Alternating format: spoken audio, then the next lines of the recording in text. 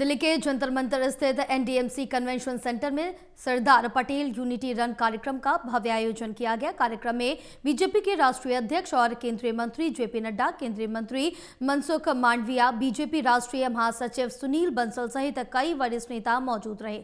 देखिए रिपोर्ट।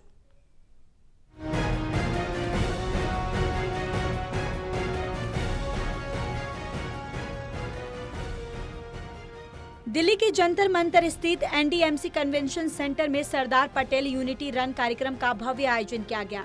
सरदार वल्लभ भाई पटेल की 150वीं जयंती के अवसर पर आयोजित इस यूनिटी रन कार्यक्रम में देश भर से हजारों प्रतिभागी शामिल हुए। मंच से संबोधित करते हुए जेपी नड्डा ने कहा कि सरदार पटेल सिर्फ एक शख्सियत नहीं बल्कि वे ऐसे व्यक्तित्व हैं जिनको हम आज भी जीते हैं और उनके योगदान को कोई भूल नहीं सकता। सरदार पटेल जी एक शख्सियत के रूप में ही हम नहीं जानते। सरदार पटेल जी को हम सब लोग अपने दिलों में जीते हैं, उनको हम जीते हैं और इसलिए उनके योगदान को कभी भी न दुनिया न भारतवासी कभी भूल सकता है और भूलने की हिमाकत कर सकता है। कार्यक्रम के बाद बीजेपी राष्ट्रीय अध्यक्ष जेपी नड्डा यूनिटी रन में शामिल प्रतिभागियों को हरी झंडी दिखाने पहुंचे। यूनिटी रन की शुरुआत एनडीएमसी कन्वेंशन सेंटर से हुई, जहां से ये पैदल मार्च सरदार पटेल चौक स्थित वल्लभ भाई पटेल की प्रतिमा तक आगे बढ़ा। इस मार्च में जेपी नड्डा के साथ दिल्ली प्रदेश अध्यक्ष वीरेंद्र सचदेवा, केंद्रीय मंत्री मनसुख मांडविया, सांसद बांसुरी स्वराज और योगेंद्र चंदौलिया भी शामिल हुए।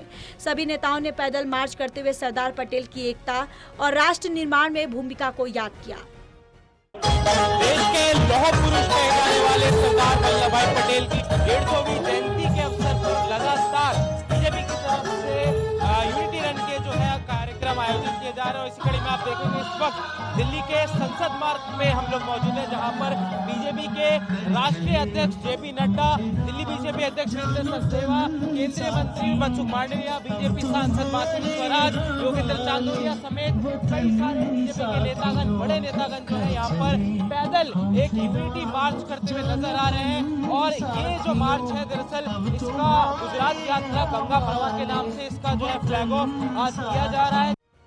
इस यात्रा के जरिए गंगा प्रभाव गुजरात यात्रा यूनिटी मार्च को भी आगे बढ़ाया गया, जिसमें 8 राज्यों के डेलीगेट भी शामिल हुए। यहां से आगे ये दल अलवर कोटा होते हुए सरदार पटेल की जन्मभूमि पहुंचेगा।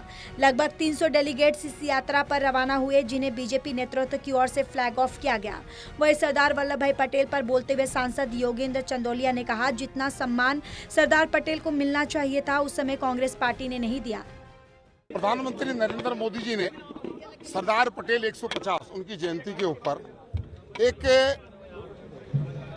कार्यक्रम का आयोजन किया। खेल मंत्रालय ने, माई भारत टीम ने ऑर्गेनाइज किया और आज 8 राज्यों के डेलीगेट यहां से गंगा प्रवाह यात्रा में गए हैं। ये अलवर, कोटा, उदयपुर होते हुए आनंद जाएंगे और फिर सरदार पटेल जी की जन्मभूमि करमसद जाएंगे और वहां से ये 150 किलोमीटर की यात्रा करेंगे। 328 हमारे डेलीगेट यहाँ गए हैं और हमारे राष्ट्रीय अध्यक्ष जेपी नड्डा जी ने, हमारे खेल मंत्री मांडविया जी ने और सुनील बंसल जी ने और उनके साथ हमारे प्रदेश अध्यक्ष वीरेंद्र सचदेवा जी, बांसुरी स्वराज जी, सुधीर उपाध्याय जी, सागर त्यागी जी, ये दिल्ली की टीम ने उनका फ्लैग ऑफ किया है।